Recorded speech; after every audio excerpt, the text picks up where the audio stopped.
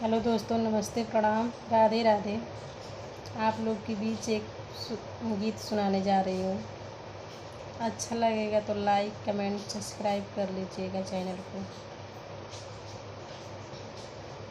ऊंचे बेदिया नीचे बेदिया अवरु सुंदर बेदिया, ऊंचे बेदिया नीचे बेदिया अवरु सुंदर बेदिया। अरे माई से बेदिया बैठेली सुंदर बेटी, पापा से आरज करे। अरे माई से बेदिया बैठेली सुंदर बेटी, अम्मा से आरज करे। कहवा हम जइबो अपा, कहवा बैठबो पापा, कहवा हम जइबो पापा, कहवा बैठबो पापा। अरे पापा के करा के पापा कही बोलाई मामा, नैहर मोरा संग आई है।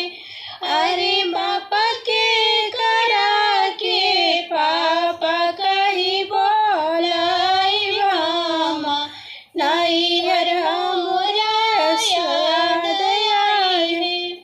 दुआर से पापा आइले, बेटी के समझावे लगे।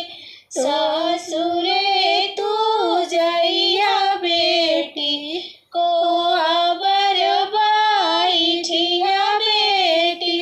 अहे बेटी ससुर जी के पापा कही बोलैया बेटी, नैहर सुधिया भूल जइया। अहे बेटी ससुर जी के पापा कही बोलैया बेटी, नैहर सुधिया भूल जइया। कहवा हम जइबो अम्मा, कहवा बैठबो अम्मा। अरे हवा जइबो अम्मा, कहवा बैठबो अम्मा।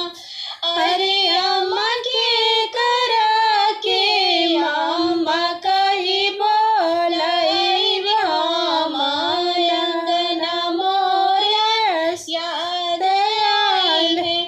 अरे अम्मा के करा के अम्मा कही बोलैब अम्मा, गोदिया